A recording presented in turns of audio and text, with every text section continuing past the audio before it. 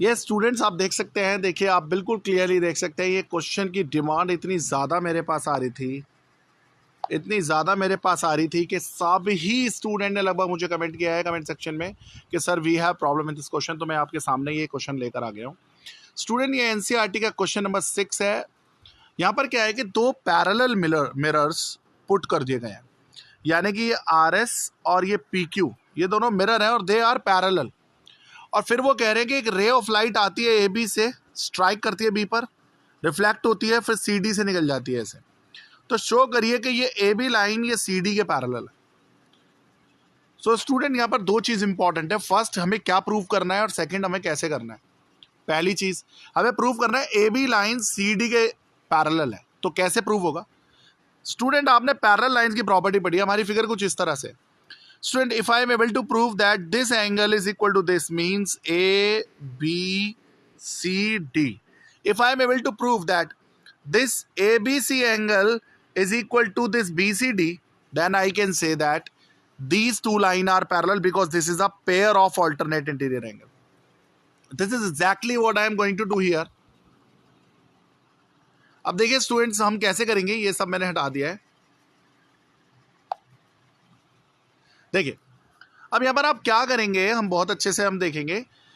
इस फिगर में सबसे पहले हमें पता होना चाहिए law of reflection of light. तो सबसे पहले मैं वो बताऊंगा student, suppose there is a mirror and one ray of light comes and strike to it, then what will happen, it will reflect it.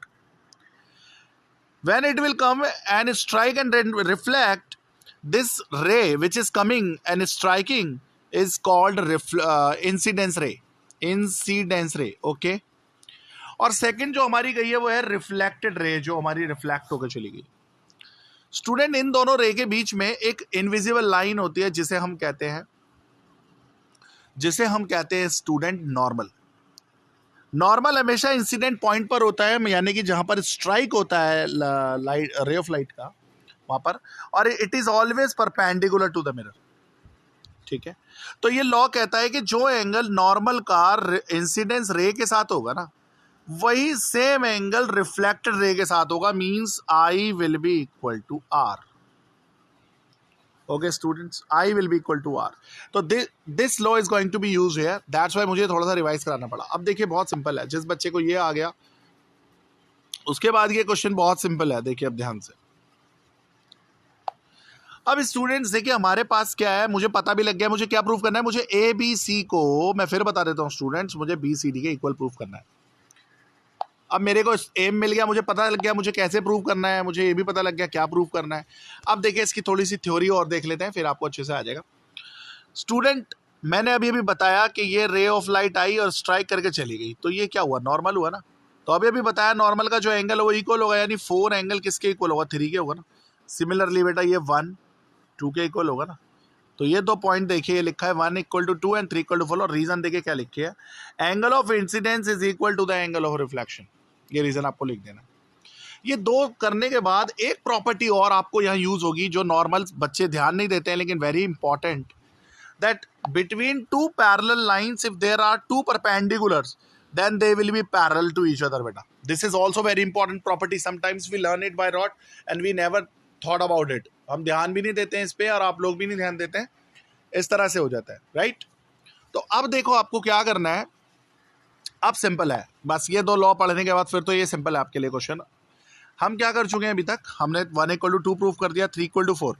अब अगर ये दो पैरेलल लाइन है विच BE एंड CF, तो इसका मतलब ये जो हो जाएगा हमारा क्या हो जाएगा, transversal, means 3 is going to be equal to 4। Why, because of alternate interior angle. आपने पढ़ा है ना स्टूडेंट्स, अगर दो पैरेलल लाइन है और ट्रांसवर्सल है तो this angle is equal to this, ये क्या कहलाता है, ऑल्टरनेट इंटीरियर एंगल, राइट। मैं देखिए हर चीज जो भी आ रही है मैं उसका रिवीजन आपसे करा रहा हूं, क्योंकि मुझे लगता है कि कुछ बच्चे बिल्कुल मिस कर देते हैं पॉइंट्स। अब स्टूडेंट्स बिल्कुल ठीक है, देखिए 1 इक्वल टू 2 है, 3 इक्वल टू 4 है, 2 इक्वल टू 3 है।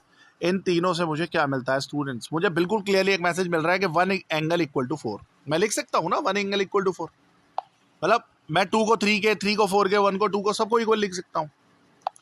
तो मैंने 1 इक्वल टू 4 लिख लिया और फिर देखो 2 की मल्टीप्लाई कर दी बोथ साइड स्टूडेंट्स, कर सकते हैं ना किसी भी नंबर से मल्टीप्लाई बोथ साइड।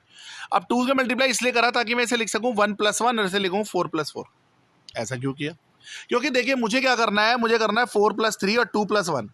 अब 1 + 1 है तो मैं एक 1 को 2 से रिप्लेस कर दूंगा, एंगल 2 से। क्यों? क्योंकि मैं तो प्रूव कर चुका हूं ना कि तीनों ही एंगल इक्वल है, 1 2 के, 2 3 के, 3 4 के। और इसी तरह से एक 4 को 3 से रिप्लेस कर देंगे। तो मैंने प्रूव कर दिया स्टूडेंट्स, यहां तक मेरा प्रूव हो गया। देखिए मैं इन्हें हटा दूं तो मैं यहाँ पर बिल्कुल कामयाब हो गया प्रूव करने में कि एंगल 1 + 2 जो है ना वो एग्जैक्टली 4 + 3 के इक्वल है। और यही तो मुझे करना था स्टूडेंट्स। देखिए हमारी फिगर में 4 + 3 2 + 1, इसका मतलब क्या हुआ? ये ऑल्टरनेट इंटीरियर एंगल है। इसका मतलब हमारा क्या हुआ स्टूडेंट्स, जो हमें प्रूव करना था कि एंगल BCD जो है ना स्टूडेंट्स वो ABC के पैरेलल है। And this is what we need to prove and we have proved it. I hope students आपको ये वीडियो में बहुत अच्छे से समझ में आया। अच्छे से समझ में आया तो आपने थंबनेल देख ही लिया, क्वेश्चन कौन सा था। स्टूडेंट लाइक करें, शेयर करें और कमेंट में ज़रूर बताएं जो भी ड्रॉबैक्स आपको लगते हैं। स्टूडेंट्स अगर आपकी कुछ ऐसी क्वेरीज हैं जो आपको जाननी है या फिर आप चाहते हैं कि मैं उन्हें एक्सप्लेन करूं, आप प्लीज़ मुझे ज़रूर बताएं। Please do comment it and do like it. Thank you.